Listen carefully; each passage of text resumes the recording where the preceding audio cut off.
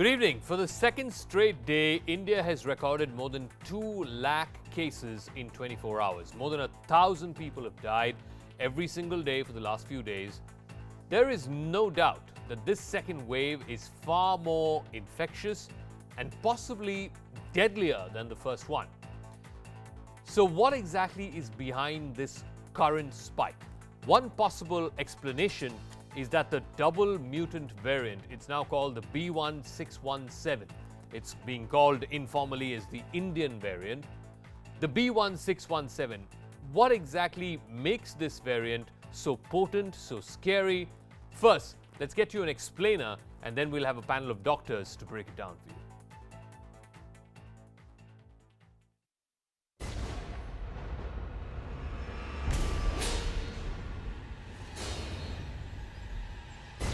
In September last year, India hit nearly 1 lakh cases a day.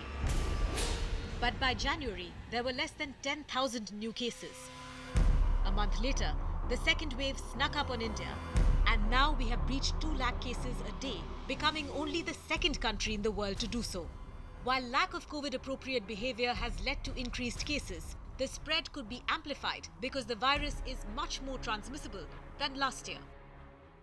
The so-called double mutant variant called the B1617 was first detected in October, but from January onwards, it kept popping up on increasing number of samples. As of April 1st, it accounted for 80% of all genome sequences of mutant variants sent by India to the global repository GISAID. The B1617 variant carries 2 mutations, E484Q and L452R. Both are separately found in many other coronavirus variants, but they have been reported together for the very first time in India. It can increase the binding power of spike proteins, making it more transmissible. It can potentially enhance viral replication and evade antibodies. The B1617 variant was first reported from Maharashtra. In January, 19 samples from various districts were sequenced, and B1617 was found in 4. By February, 234 samples were sequenced from 18 districts, and 151 samples had this variant. And in March, as many as 65 out of 94 samples had it. The mutant variants are throwing up another problem. The gold standard of testing, the RT-PCR test, is failing to detect the virus. Hospitals are reporting patients coming with symptoms and testing negative for the virus, sometimes twice or thrice. Such patients can be highly contagious and spread the virus. Doctors believe it's because the mutated strains sometimes don't colonize the nasal or throat cavity, from which swab samples are collected.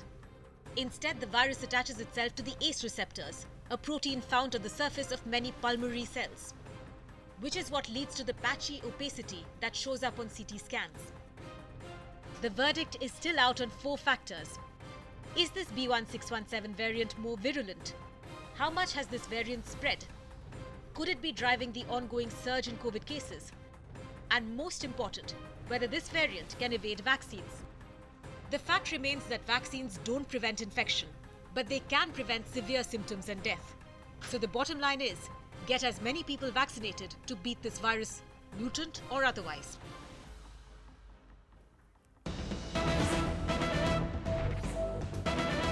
Well, we're just getting in breaking news. Delhi has just clocked just short of 20,000 cases in the national capital, 19,486 cases in the last 24 hours, 141 deaths.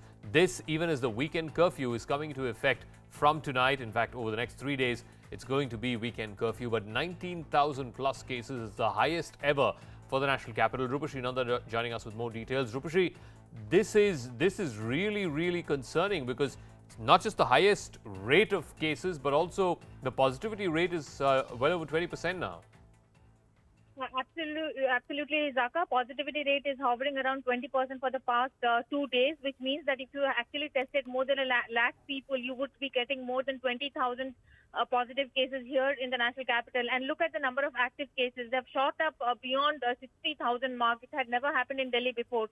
And look at the casualties today, 141 casualties. That is nearly 6 deaths every hour, and which is again the highest per day casualty that Delhi has recorded. The last time Delhi had recorded, the highest number of deaths per day was probably in November, 18th of November, which was 131 deaths. So there's not even a glimmer of hope in the health bulletin that I see today. Only one positive sign is that unlike in the past few days where the positivity rate was jumping from 12% to 13, 13 to 15, 15 to 20, at least today it is still hovering around 20%. So maybe there could be some glimmer of hope. But if you look at the positivity rate also, there seems to be no pattern that it is actually behaving. There's no discernible pattern over here. Yeah. Last point I wanted to make, Zakka, is that just 5 days back, on the 11th of this month, Delhi had actually recorded 10,000 cases, 10,774 cases and 48 deaths. And just 5 days later, look at the numbers. It is nearly 20,000 and 141 deaths. All right, Rupashri, we'll leave it at that. We'll see how the government of Delhi reacts to this. Almost 20,000 cases, a lifetime high as far as Delhi is concerned. Let me now bring in our guest. Dr. Jalil Parker is Senior Pulmonary Consultant at the Leelavati Hospital. Dr. Muzaffar Lakdawala is the founder of Digestive Health Institute and Chairman of the Institute of Minimal Access Surgical Sciences and Research Center. Dr. D.S. Rana, Chairman of Gangaram Hospital, is also joining us, and will also be joined by Dr. Dwivedi. But let me start with you, Dr. Parker, because the one thing that everybody's asking is, what is driving this second wave? It's very different from what we saw in the first wave. What is driving the second wave? What is so different about this second wave? So much so that it's not just the number of cases, 20,000 in Delhi today, almost 10,000 in Mumbai, but also the severity seems to be something that folks are concerned about. If you're asking as to what is driving this, I think we were expecting a surge, but we didn't expect a surge to this extent. Now, I would like to disagree with you that the criticality of this surge or this wave is not higher than what it was earlier. I think the criticality was much more earlier. Maybe we were too naive in treating the patients. Maybe we were not aware. Maybe the illness has evolved over a period of time.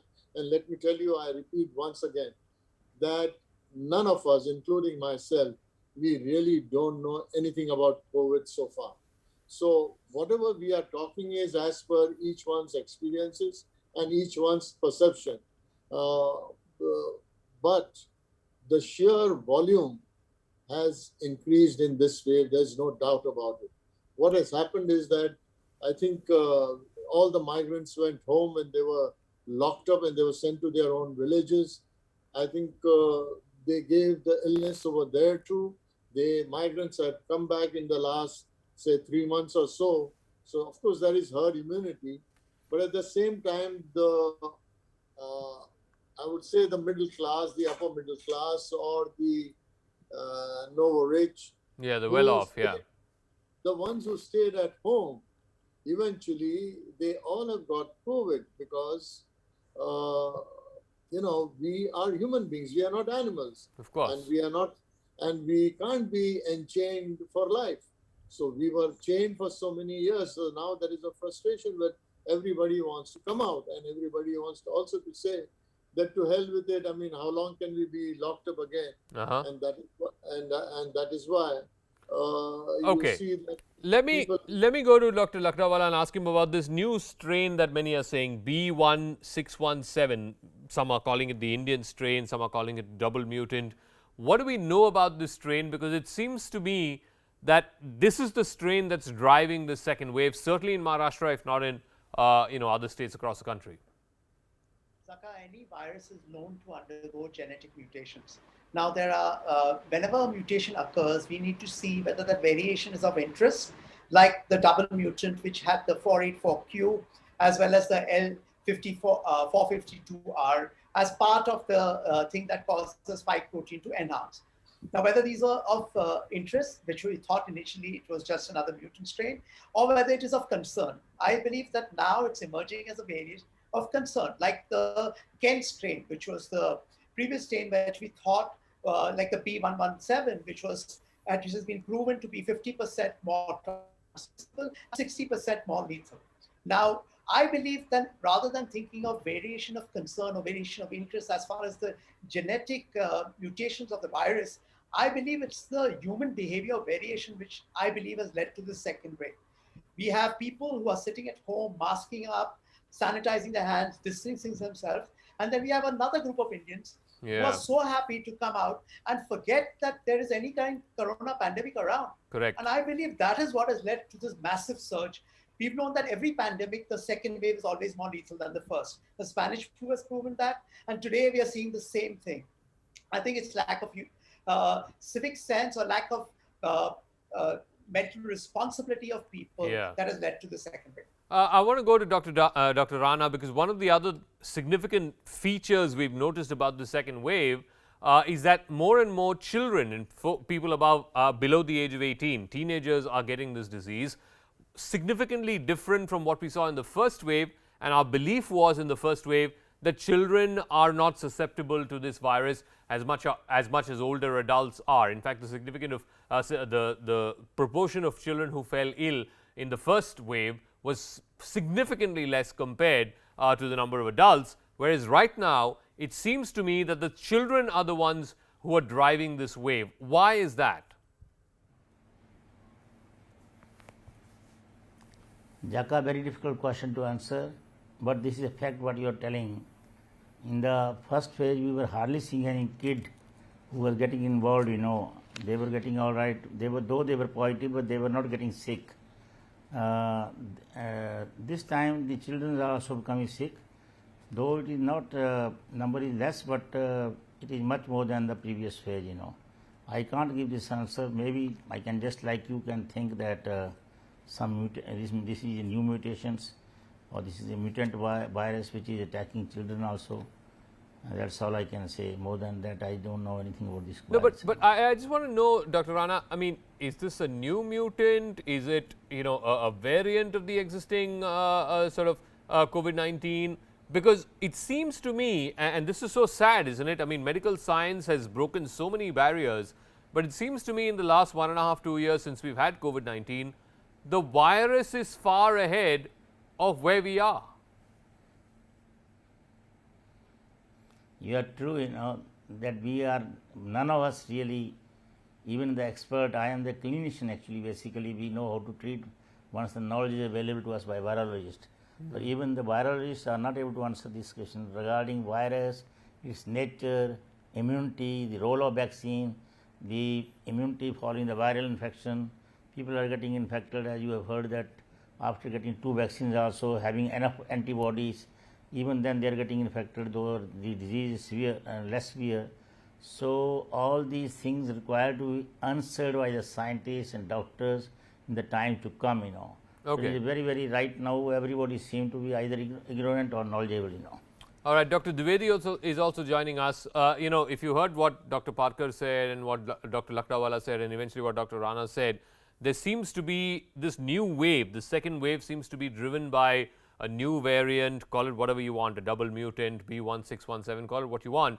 It's different from the first wave. More and more younger people seem to be affected by the second wave.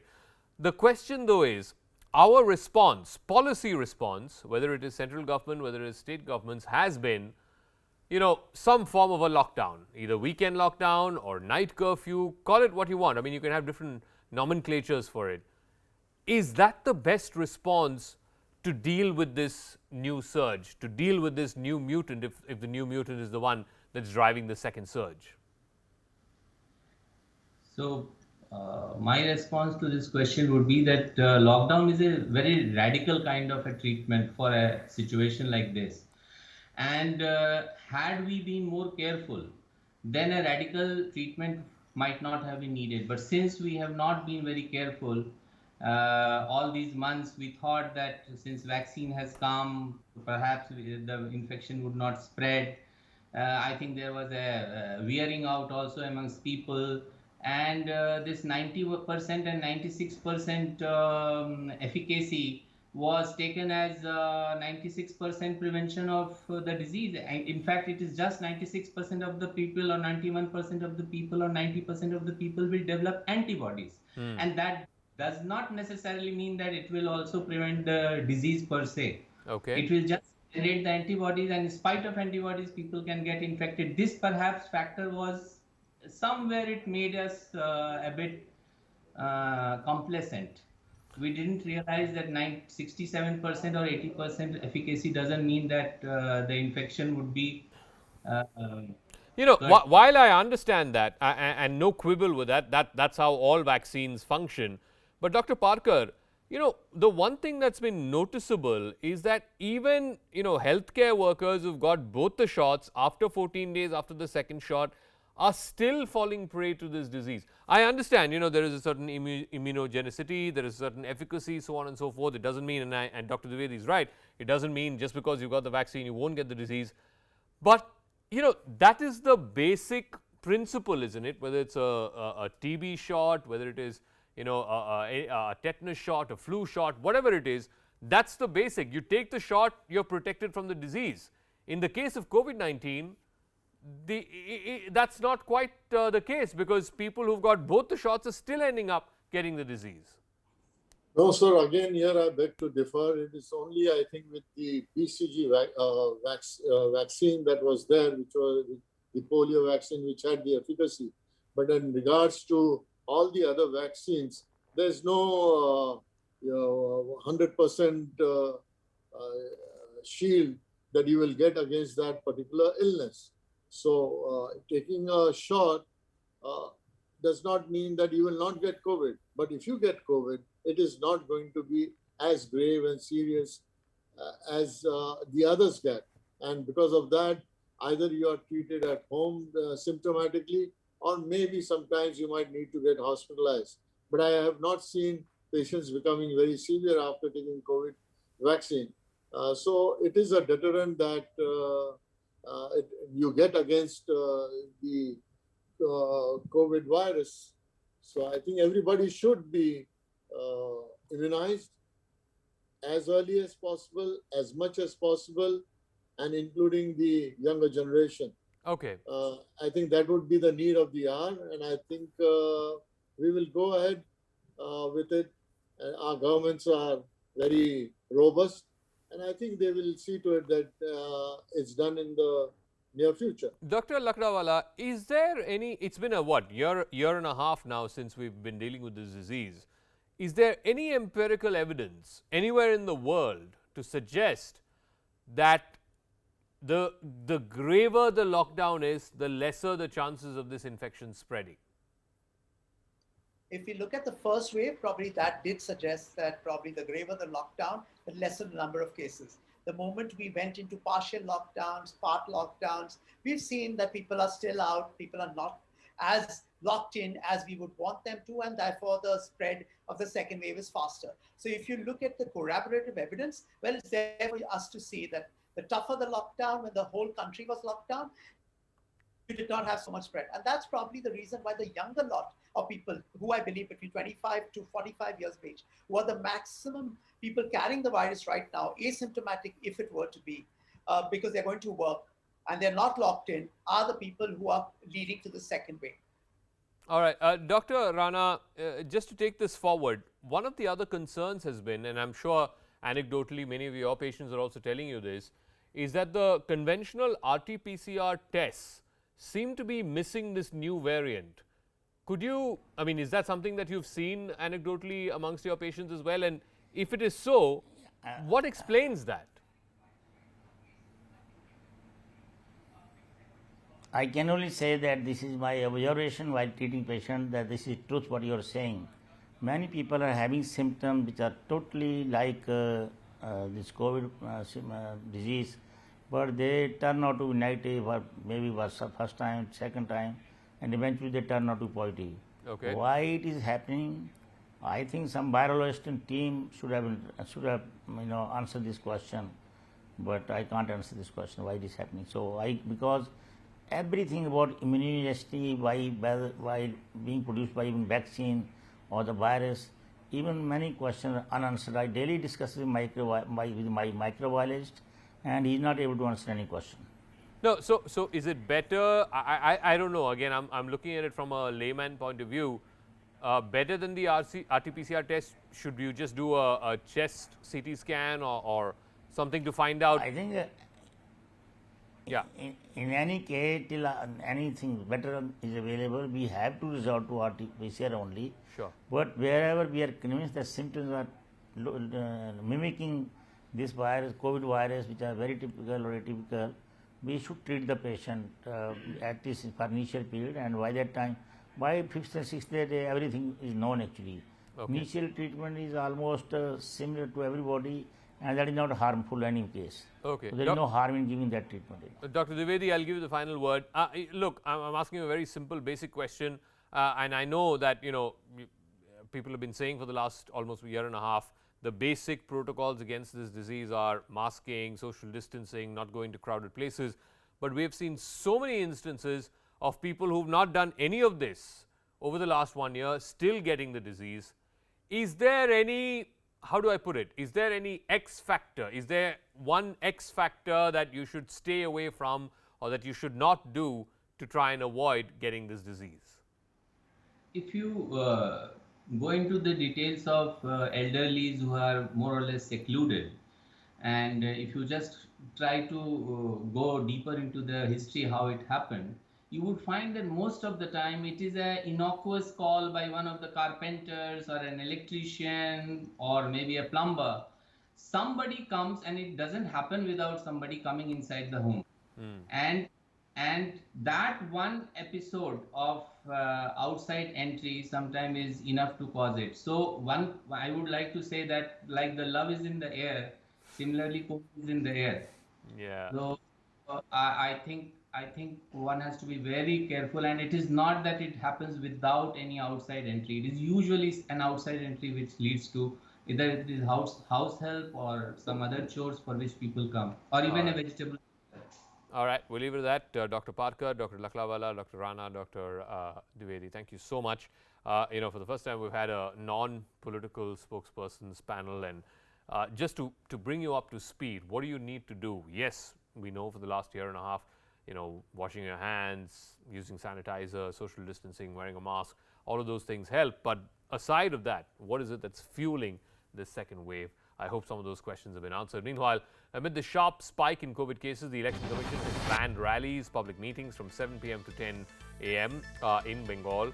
Meanwhile, the poll panel has also increased the silence period to 72 hours from the 48 hours that it was previously.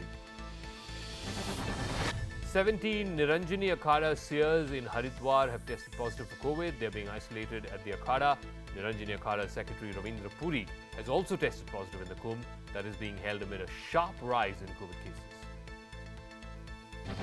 Prime Minister Modi took stock of the oxygen supply across the country today. Prime Minister took a detailed review of the 12 worst hit states and stressed that synergy between ministries and state governments is of utmost importance. The Prime Minister also suggested that oxygen production be increased. The Serum Institute of India's CEO Adar Poonawalla has reached out to the President of the United States, Joe Biden, to boost India's vaccination drive and to mitigate vaccine shortage. He has appealed to the Biden administration to lift its embargo on exports of raw materials required to manufacture vaccines. Karnataka Chief Minister B.S. Yediyurappa has tested positive for COVID-19 and he's been shifted to Manipal Hospital in Bengaluru. This after he held an interaction with the media this morning. Yediyurappa tweeted confirming his COVID diagnosis and asked all those who came into contact to isolate themselves and get tested. And finally, as we wrap up, as Uttar Pradesh reported 27,000 fresh cases in the last 24 hours and over 100 deaths, there is now added pressure on cremation grounds of those who are deceased because of COVID. Pranshu Mishra gets you this rather grim report. Thank you for tuning in to this show. I'll catch you again Monday night, same time. Good night.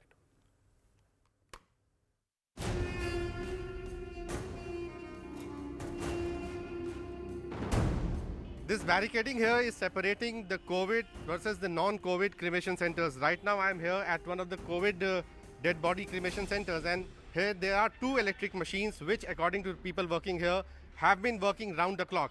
And this is the funeral pyres which have been prepared by the officers of the municipal corporations. And the estimate is that more than 100 dead bodies of COVID patients are being brought here and being cremated.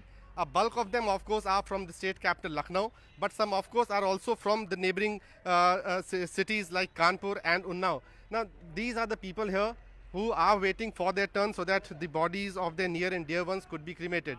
And these are the funeral pyres. We have never seen these funeral pyres arrangement being made inside the premises of the electric cremation center. But today, because of the compulsions and rising number of bodies,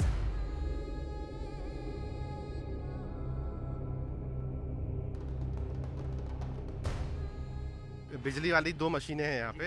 हम लोग पहले भी कई बार आए हैं यहाँ पे। आजकल कितना लोड कितना बढ़ गया है? अरे सर, पहले इसका समय होता था एक बॉडी के लिए 1 घंटे का निर्धारित समय है, लेकिन इस समय बॉडियाँ कुछ ज़्यादा आ रही हैं, इस वजह से 40 से 45 मिनट का समय लिया जा रहा है। अरे बराबर सुबह से शुरू होती हैं, बराबर ही चलती ही रहती है। हम लोगों की ड्यूटी 7 बजे खत्म होती है, तब तक ये खाली नहीं रहती है 1 मिनट भी। यहाँ पर इन्होंने सारी व्यवस्था कराई, नगर निगम ने।